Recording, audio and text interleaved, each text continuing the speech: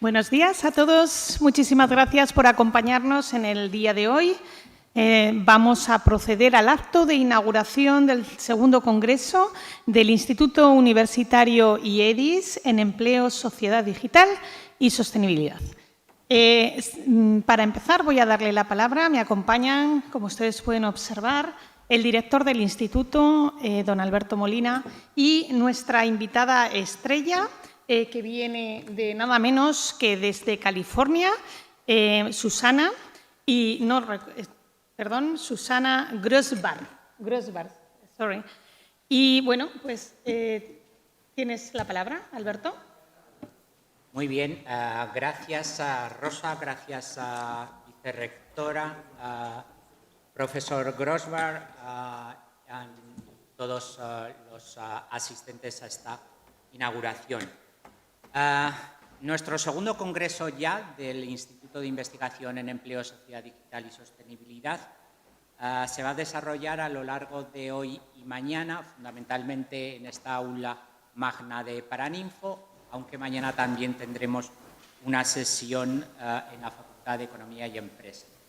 En primer lugar, quiero disculpar al representante del Gobierno de Aragón, que estaba previsto que asistiera a este acto, pero diversas circunstancias han hecho que no sea posible.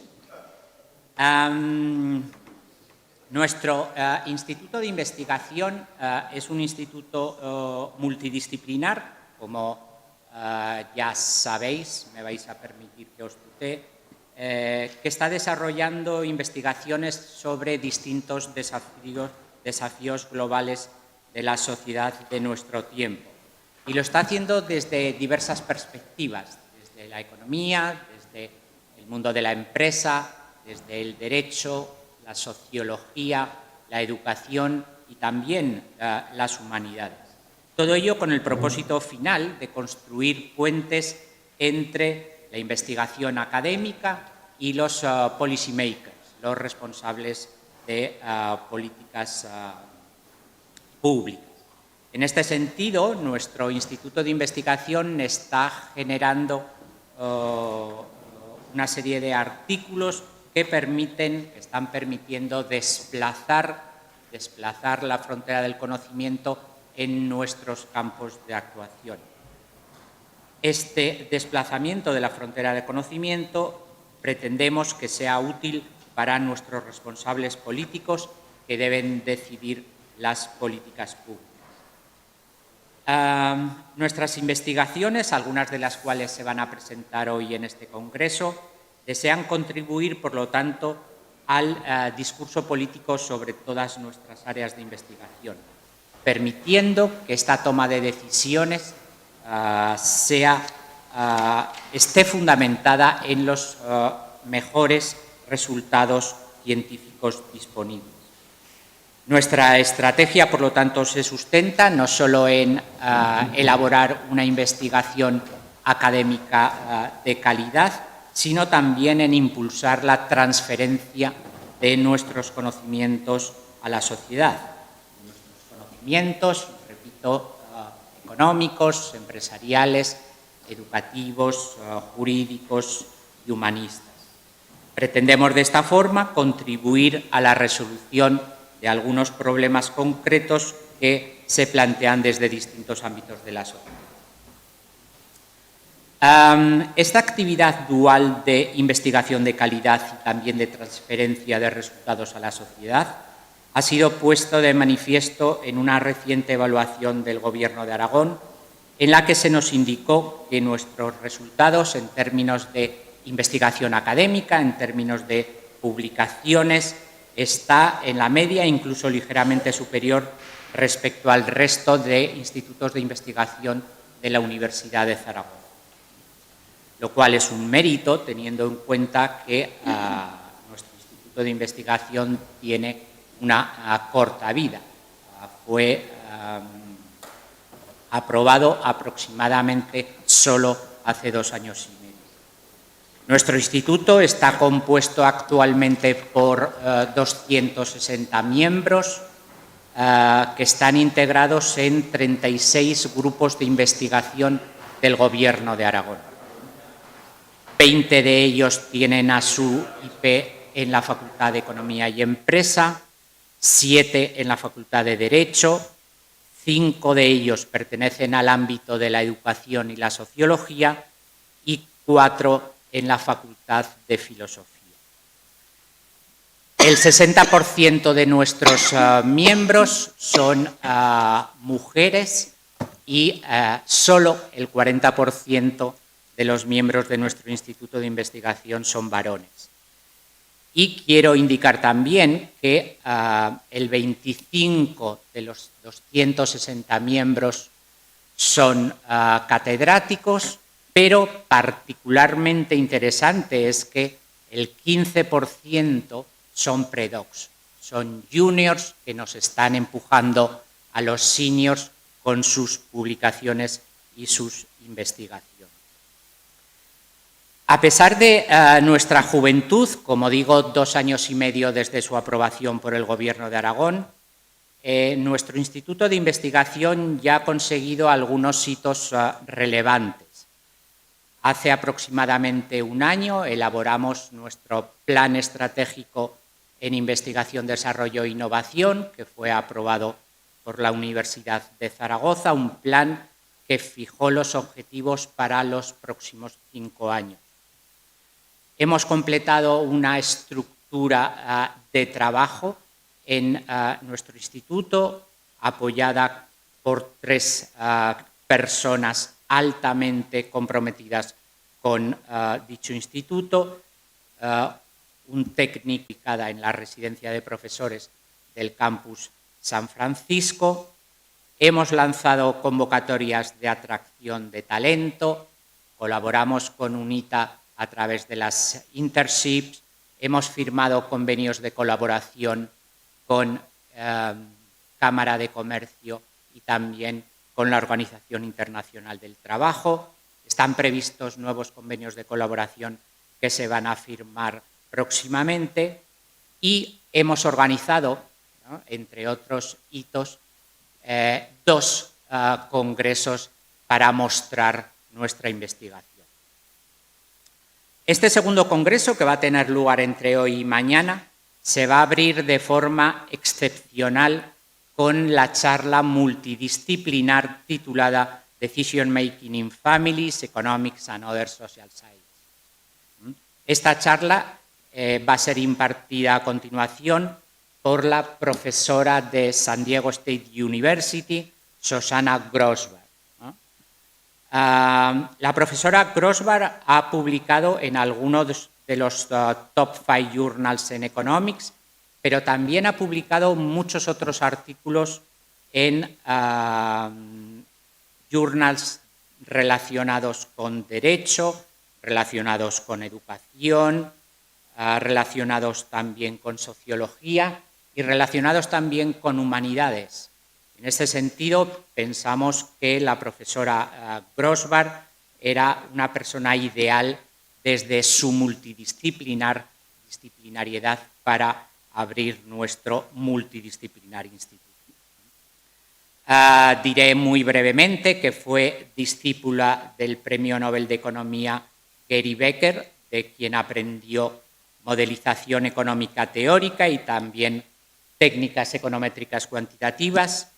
Y diré también que nuestra invitada esta mañana, Susanna, es muy activa en transferencia y en divulgación económica, en divulgación socioeconómica. Por lo tanto, una invitada que desarrolla de forma excepcionalmente bien tanto la investigación pura académica como la transferencia y la divulgación económica. Thank you for coming, Susanna.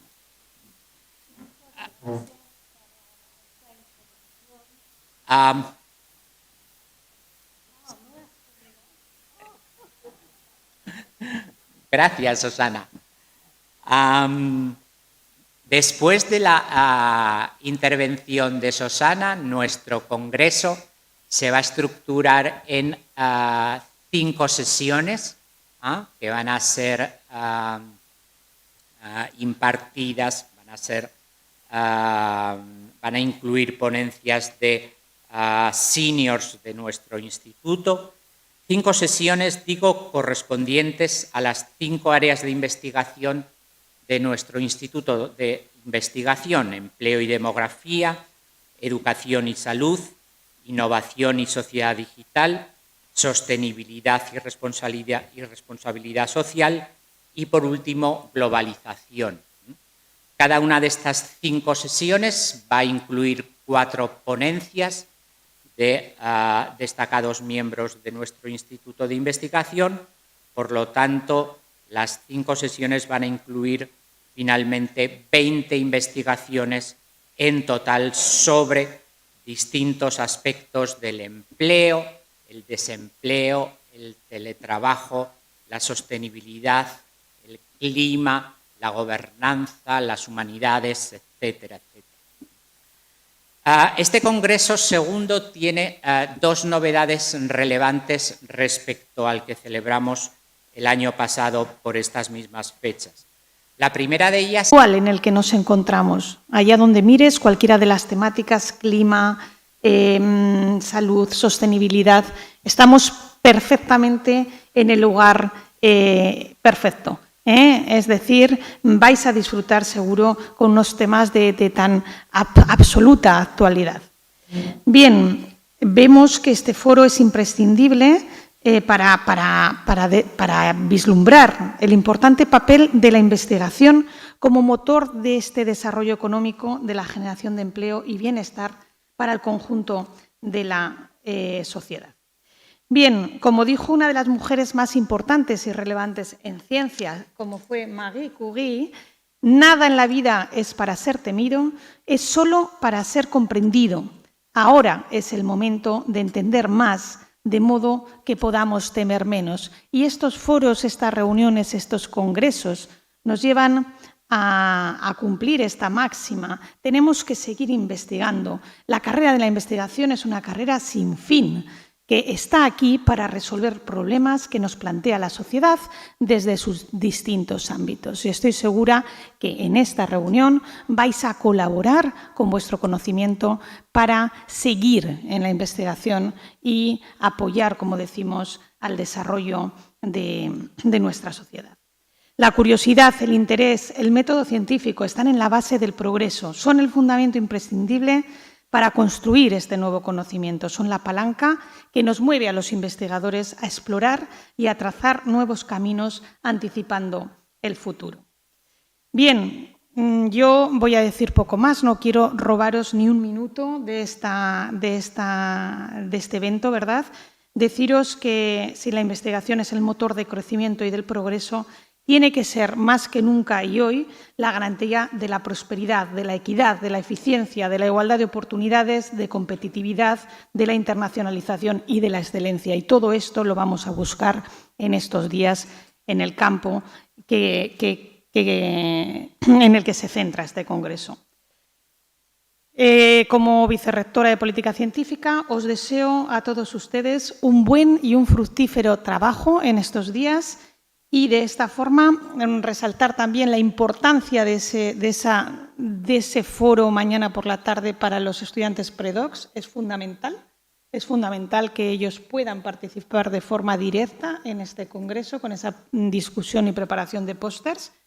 Y sin más, damos por inaugurado este congreso del Instituto IEDIS y le vamos a dar la palabra ya a nuestra ponente de lujo, nuestra ponente estrella, la profesora Susana Grosval. Go ahead.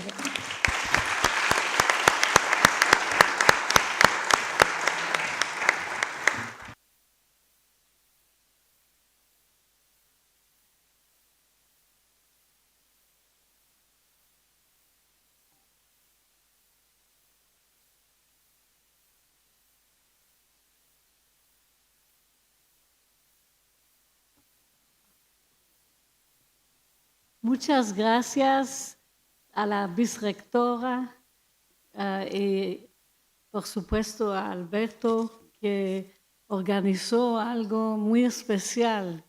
Y congratulations to the university and to Professor Molina for doing something so remarkable.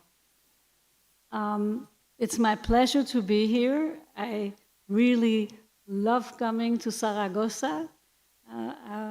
We've already had a few opportunities in the past, and it's nice to see members of the econ department I met in the past.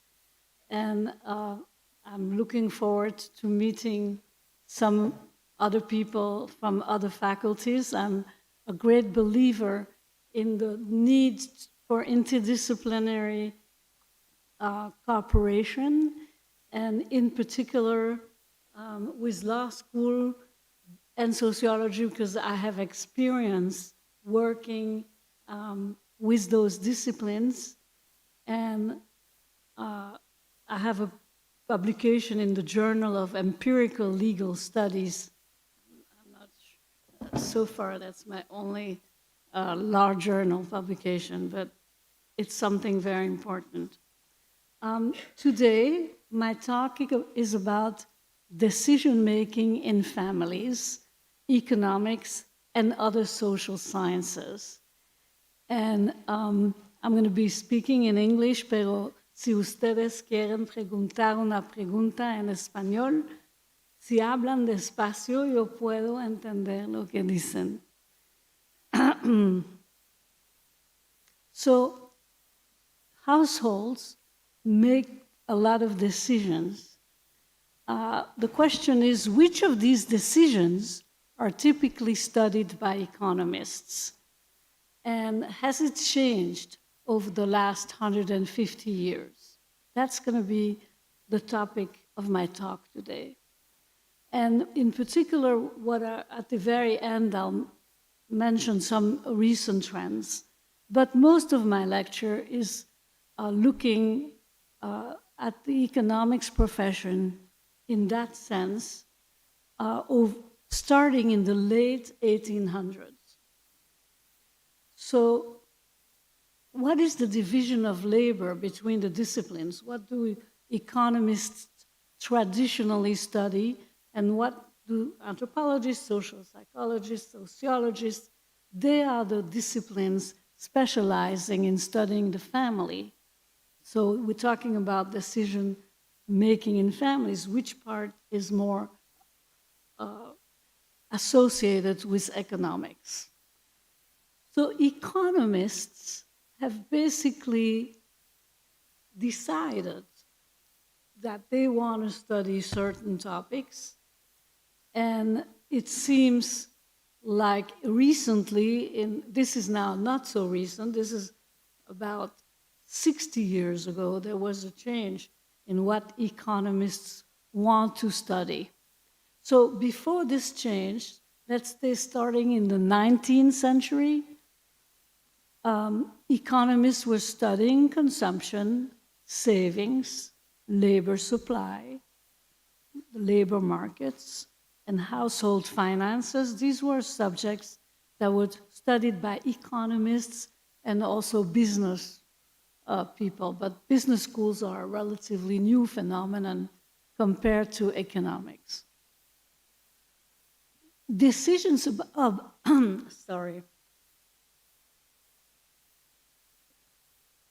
decisions about marriage are not so commonly part of what economics does, only more recently, but in the early 20th century, economics of marriage did not exist as a specialty in economics.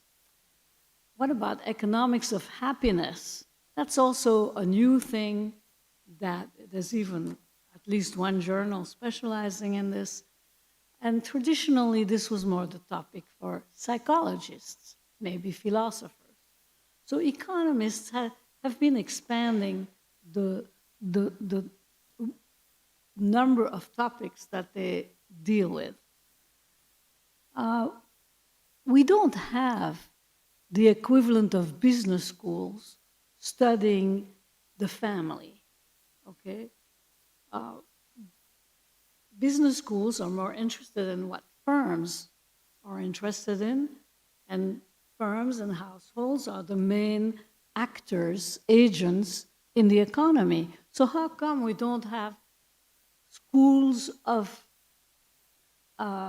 family and household? We don't. But we do have business schools, and a recent trend in the United States, I would say in the last 40 years, there have been a lot of universities have started schools of public policy, which is a little bit what this is doing, this organization here, the IEDIS. Okay. But what I'm talking about today is not so much covered by schools of public policy, because their main interest is policy. And today I'm not going to be talking much about policy. Okay. So let's start with some of the founders of neoclassical economics. In the United Kingdom, some of the most influential economists have been Stanley Jevons and Alfred Marshall. They were active at the end of the 19th century, and in the case of Marshall, he was still very active in the 1990s, in the 1900s, I want to say. He contributed, a lot of what we study in our standard courses of economics is based on Marshall. Another figure that was influential in the UK at that time is Edgeworth, and the famous Edgeworth box is something he came up with. It's an analytical tool that economists use in international trade and a few other specialties. In the United States, a figure that has some importance in that period is Richard Elley, who was a labor economist. He was also involved in government, and he was considered a progressive, and he was very supportive of the unions in the sindicatos in the United States. And he was one of the founders of the American Economic Association. If you ever came to the meetings of the American Economics Association in the US, every year there is a Richard Elley lecture. It's like one of the highlights of the meetings. Well, now let's look at these same four people and what they had to say about women in economics. And what I'm going to show you, or at least argue, is that economists since the end of the 19th century have wanted to engage in topics and analyze topics that they like and that are not of so much interest to women. They made a real effort to dissociate themselves from women. So that's why I'm saying economics is like a kingdom, at least it was. And the kings decided what they want to do. They wanted to study monetary issues, business, macroeconomics, and whatever is related to that. They were not interested in households and economics of the family. And basically, the kings didn't want queens there. The next few slides are based on the work of Nancy Folbury, who wrote an article called The Sphere of Women in Early 20th Century Economics, and this is the reference in case you want to read more about it. So this is what Stanley Jevons said. He was a big proponent of free markets, but he also said in 1882, he argued for the complete exclusion of mothers of children under age 3 from factories and workshops. He did not include them in economics departments either. And Alfred Marshall, this big neoclassical economist, he expressed concern in 1890 that higher market wages for women might tempt them to neglect their sacred duties as wives and mothers. So, you know, this, we don't like to hear this today. And this comes, just a little parenthesis, I was just reading on Twitter yesterday, something that Libertad González from Barcelona, what's the name of her university? Pompeu Fabra. She commented on a tweet by Alice Evans comparing Spain with Italy in terms of feminism. And Alice Evans claims that part of what explains why there is a very strong feminist movement in Spain is because of the reaction to Franco, which, you know, who had some of these same things about the sacred duties of wives and mothers. They really were trying to force this down in Spain, and I think part of what we see is a reaction to that. So anyway, this is what economists were also trying to do. Edgeworth said, if the bulk of working men support families and the bulk of working women do not, it seems not unreasonable that the men should have some advantage in the labor market. Okay, that's another very specific endorsement of discrimination against women in the economics profession. Richard Elley, he was a big supporter of the labor unions, and they, at that time, were against women in the labor force. They were concerned that women are taking men's jobs. And so Richard Elley also supported that. He didn't want to support women in the labor force.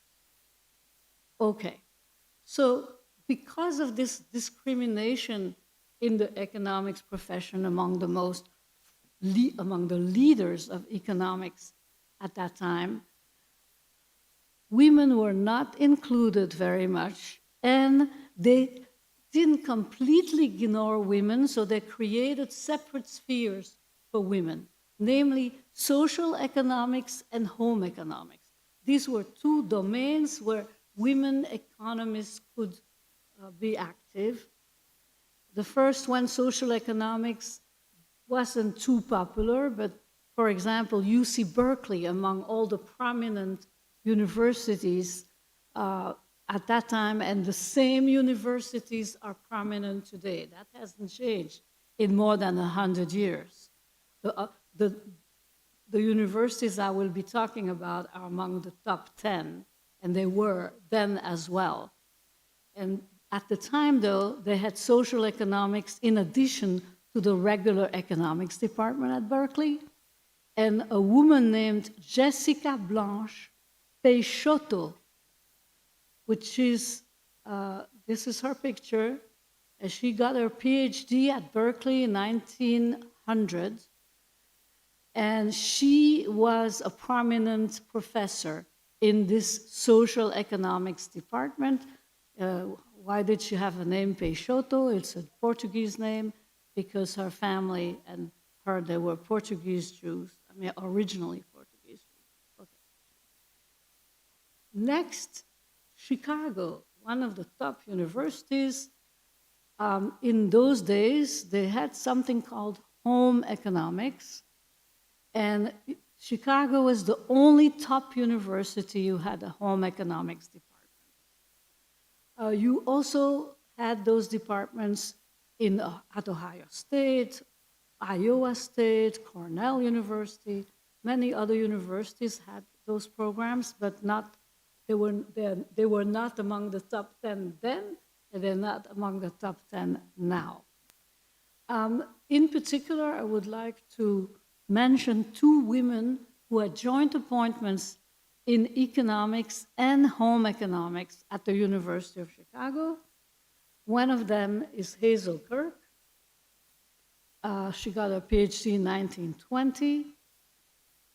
And the other one is Margaret Reed, who got her PhD at Chicago in 1931.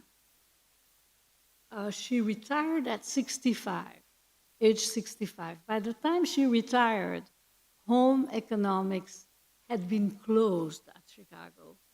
They closed the department in 5 years before she retired, when she turned 60. And when I was a student in Chicago in the 1970s, she wasn't that old. She was younger than I am today. And when I first joined, came to study, and she used to come to Gary Becker's workshop in applications of economics. She barely ever said anything, so I didn't really know her.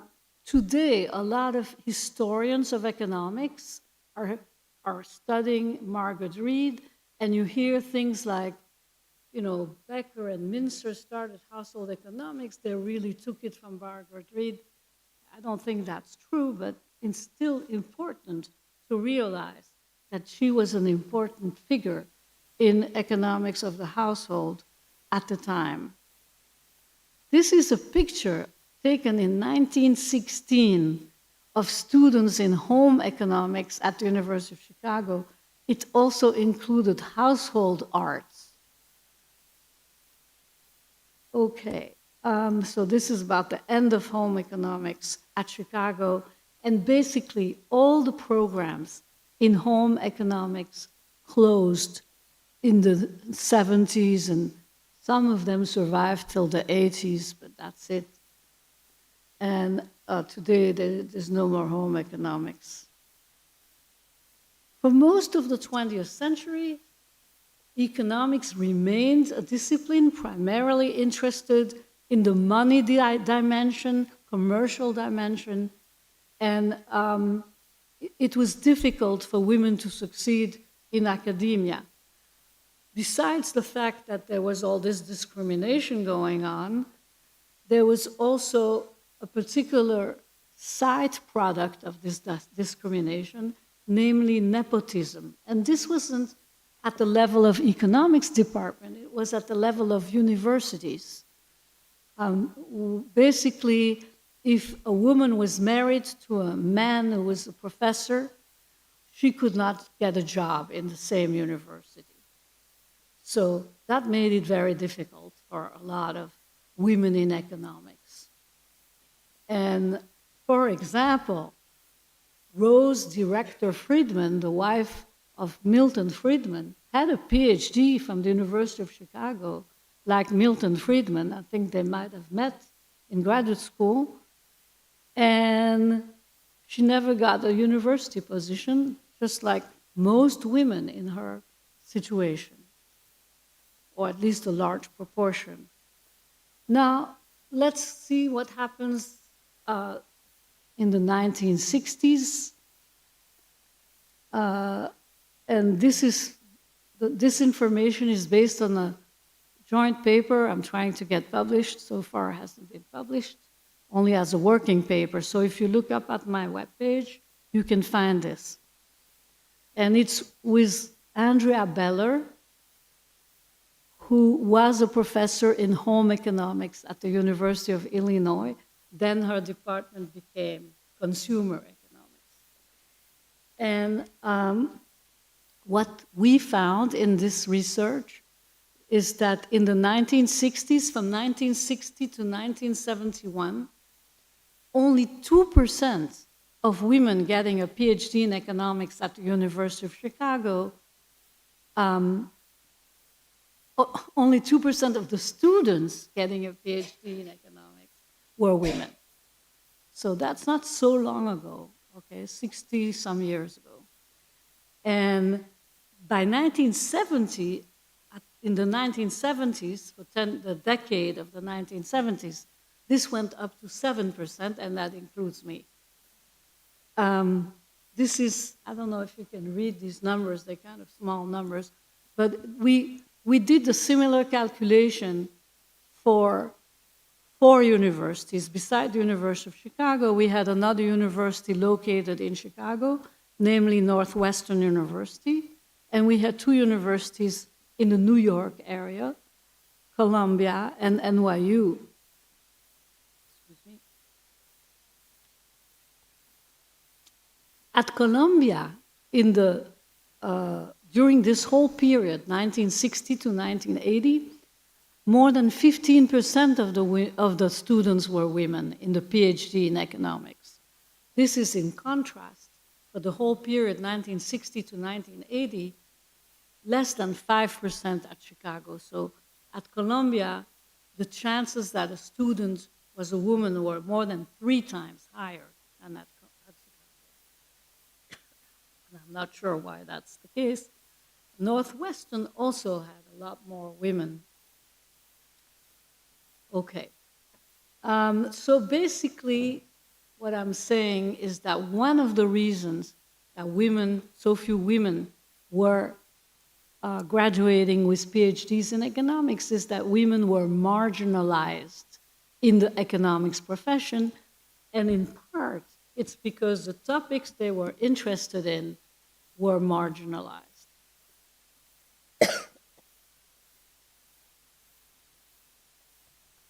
Okay. Now things change when Gary Becker and Jacob Mincer started what has been called the new home economics.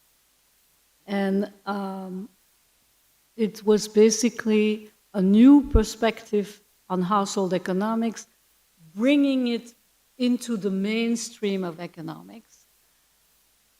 And honestly, I think that if men had not done this, if let's say 2 women, there's some well-known women in economics active in the 1960s, but if women had tried to do this, they would not have succeeded. I think that given the marginalization of women in economics at that time, it was necessary for men to decide, now let's pay more attention to the household and household decision-making, and this is going to become a legitimate application of economics. So they did it in the 1960s while they were both professors at Columbia. When Gary Becker got the Nobel Prize in 1992, the Royal Swedish Academy of Science highlighted Becker's models of behavior of the family, and that includes economics of marriage. So I was a student of Gary Becker, and Alberto thought it would be a good idea if I also talk a little bit about myself. I have published a book called On the Economics of Marriage, originally published in 1993, but it was recently republished by Routledge in 2013, or 2019 actually. And one of my publications, in the independent individual decision makers in household models, was published in a volume edited by Alberto. The volume is called Household Economic Behaviors. Springer Publishers 2011. And then I have another book on the economics of marriage that came out in 2015. I also have many articles. You can look them up on my website. I'll be happy to answer any questions about these articles if you contact me by email. Now, let me say a few words about how my work differs from that of Gary Becker and many others. Two other important contributors to the so-called new home economics are Jacob Mincer and Michael Grossman. Michael Grossman was a student at Columbia of Becker and Mincer. Since the 1970s, I have proposed to drop the idea that you find in Becker, Mincer, and Grossman that the household makes decisions regarding consumption and production. So they called unified models. because the household is a unit. And how exactly these households make decisions is not discussed in most of the literature, especially the founding fathers of modern household economics did not address that. Okay, now what I came up with while I was doing my dissertation under the supervision of Gary Becker in the 1970s, is I came up with the idea of developing the analogy between work for the benefit of an employer and work for the benefit of a spouse. So labor economics is basically all about workers and firms, and nobody would use a collective model that where the firm and the worker are collectively deciding something. I mean, there are some applications of this approach when you're talking about worker participation in the firm. It's a legitimate topic, but it's generally the firm is here and the workers are here. And the same, I think, should be done with decisions in couples and families where you have mostly two people or maybe a husband and many wives. I started my career in economics of marriage studying polygamy, but most families are built around a couple, even today. So I call this concept work in household because you work for somebody's benefit. And then if you take this approach, you don't need economics of marriage as a model, which is something that Gary Becker wrote and many others. All you need is labor economics. You just take applications of labor economics to this particular kind of firm we call a household. Okay, and so you can analyze any decision made by households with this model, and I think it gets better results and in a simpler way than alternative models, and this is not the place to tell you about all the alternative models. I just want to conclude my talk today by mentioning two important changes in the last 20-some years. Since we have started the 21st century, things are changing everywhere, including in economics. And one thing that has had an enormous impact is that this is the period of big data. The amount of data that people can analyze is growing every day. And with artificial intelligence, it's growing even faster. So that has had an enormous impact on the economics profession. Some of the top universities, the top students in top universities, many of them who were, at least until last year, they went to work for Microsoft and Amazon, and they didn't even consider having an academic career. So that's been a big change. And what's happening in the economics profession is also, you see a lot of emphasis on big data. As a lot of the very successful economists are the ones who have analyzed tons of big data and in somewhat original ways. The second big trend is the feminization of economics. It's not true anymore that women cannot practice economics. I think that in the 1970s, when I was in the job market, there was still plenty of discrimination. Women were a small minority in economics department. There are still many good universities and some top universities in the United States who have very few women. But nevertheless, there's a lot more women in economics, and that is part of the reason why economics of the household has prospered is because it is tends to be a topic of more interest to women than to men. Of course, some of the men who do household economics are excellent, and we're very happy that they are in the profession. But let's face it, the chances that a topic related to household economics is chosen as a dissertation topic, it's more likely that a woman will choose that kind of topic than a man. It's still the case like that. Things are changing with the review of economics of the household and the Society of Economics of the Household, which is going to have its annual meeting here in Zaragoza in 2025 under the leadership of Alberto Molina. So hopefully you will attend those meetings, and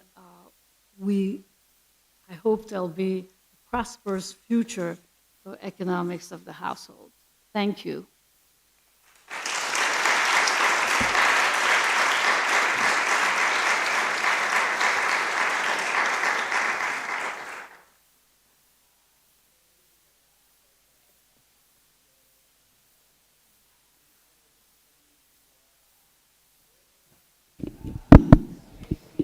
Do you have a microphone? Yeah. Yeah. Someone, any question?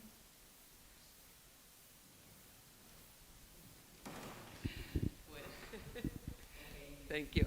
Thank you very much, Shoshana. If I can call you Shoshana, you are astonishing. The four people sitting... Can you say your name and what department you're from? Yes, I was going to tell you that the four ladies sitting here come from the humanities, and we are feminists, you know.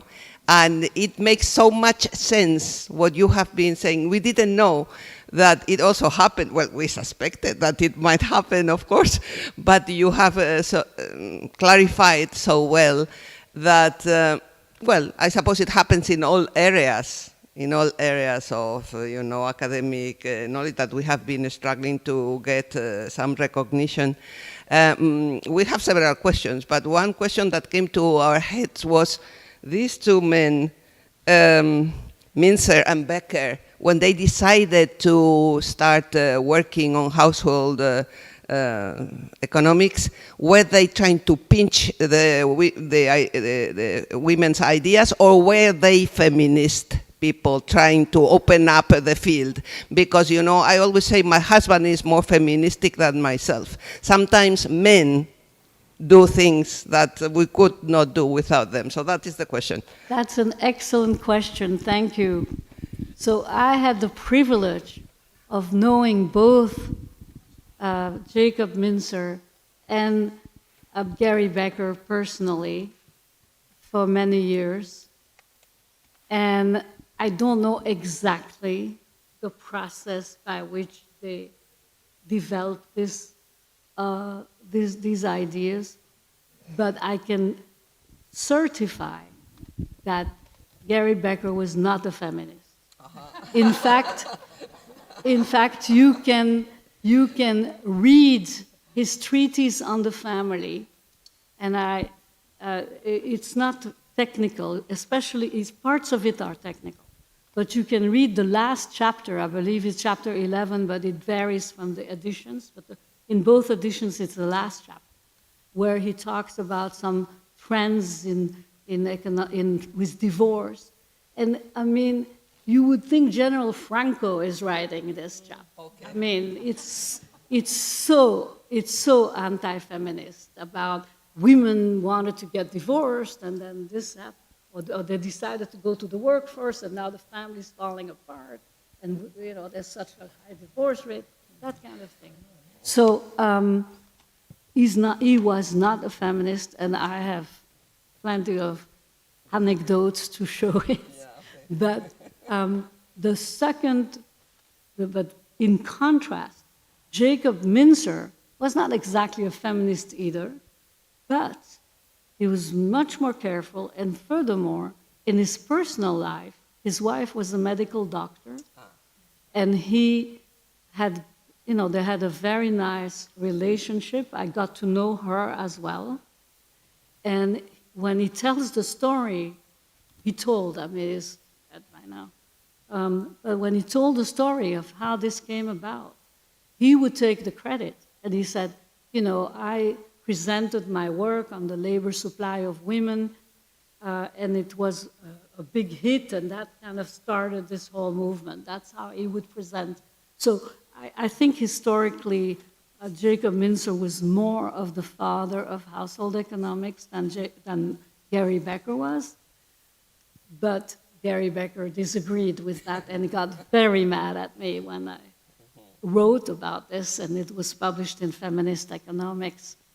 And he, you know, kind of apologized to him because, and Jacob never, you know, argued with me about this. But I think that you can say for sure that this was not motivated by feminism. It was just they saw there's some really good ideas that are waiting to be developed. And but they did, and that's what the article I'm working on with Andrea Beller and 2 other people, what that article is about is like we try to disentangle, you know, to what degree did they attract women into economics? It's hard. It's very possible that they actually did attract some women into economics. Okay. Thank you very much. You're welcome. Well, yeah, here. Well, thank you very much for your talk. We were wondering if there is some kind of common agreement on the concept of household, family. I mean, marriage has to be there to be considered a household or a family. And we know the model of families have changed a lot in the last few decades. So contemporary studies in economics, do they take into account these different models of families? I mean, heterosexual, homosexual families, being a single mother, single father, if this is considered to analyze the different results? Are you asking if there's a classification of different kinds of families? Or if the results are analyzed depending on these different models of families? Well, yeah, I mean, to some degree, but economists are much less into categorizing than sociologists are. So this, you know, and the home economists, they were Margaret Reed and her predecessor, Hazel Kirk, they tended to do that. It's not such a common thing nowadays. You'll talk about what's the effect of income. It is very important, of course.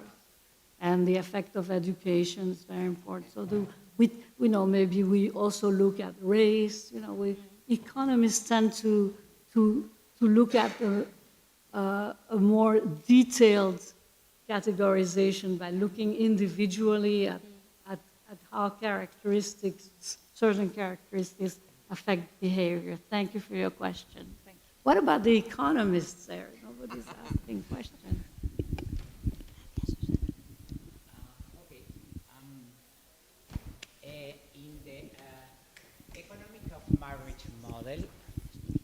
In the marriage model, you can specify supply and demand.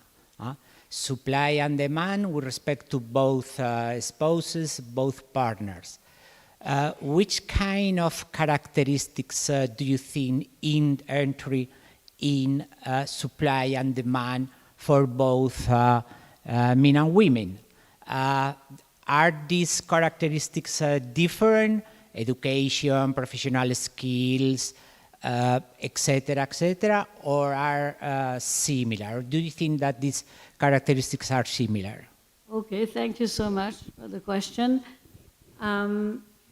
This concept of work of household is about people who want to be the workers in their household. They're going to be the ones who will do more of the household work, like cooking and cleaning and taking care of kids. You know, a pretty standard definition of work. So nowadays, you do have men who are interested in doing that. I know some of them personally.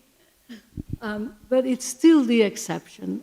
And the COVID crisis has made it clear to an amazing extent, because nobody was ready to see how prevalent traditional division of labor still was. So in country after country, with no exception, except maybe in the Scandinavian countries, but like for the majority of the countries, the United States, I haven't seen the Spanish studies, but I've seen Italy, the UK, Germany, country after country, and I get submissions to my journal from all over the world, also showing, you know, what happened when COVID happened, and they closed the schools, they closed the restaurants, everything was closed. Everything had to be done in the household. And who did it? Mostly women. And that's it, the extent to which this traditional division continues to prevail was a shock to everybody I know, because what it shows is that feminism didn't get that far. And so it's still very justified to mostly see the women as the workers in the household, except men have the option to do that too. It's actually an extra choice that men don't typically have. It's nice to be saying, I don't want to work in a regular job. I want to be a household producer, you know. But for a man to say that's what I want to do, then he has to go very strategically to find a wife who's going to be able to employ him. So it's not so available to men. Is that a good answer to your question? Thank you.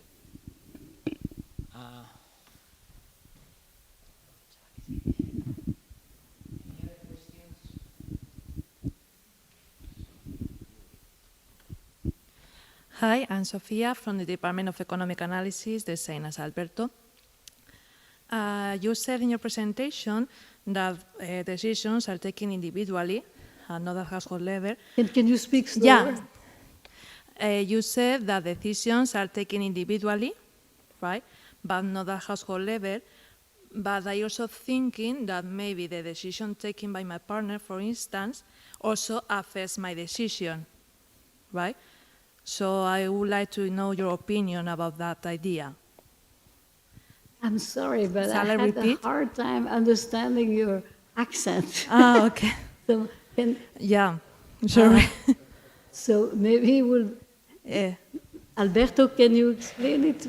I'm used to his accent, that's all. He has an accent too. I'm sorry. It's about the effect of the partner on the individual decisions, from man to woman, from woman to man. It's about the effect, impact of one individual to the another one. The interdependence between both decisions. Yes, that's a good point. Thank you. I think, you know, it's when you implement the theory, you really, I mean, I must admit that when to the extent that I use the model for empirical studies, I mostly apply to women as the workers in what I call WIHO, work and household, because the market for men doing this work, I'm sure, you know, it hasn't been analyzed, but it would be very interesting research, and I think there are data to do it, and I'm sure that the people doing this research would find major differences, because it's very different. Yeah, thank you. Okay, one final question.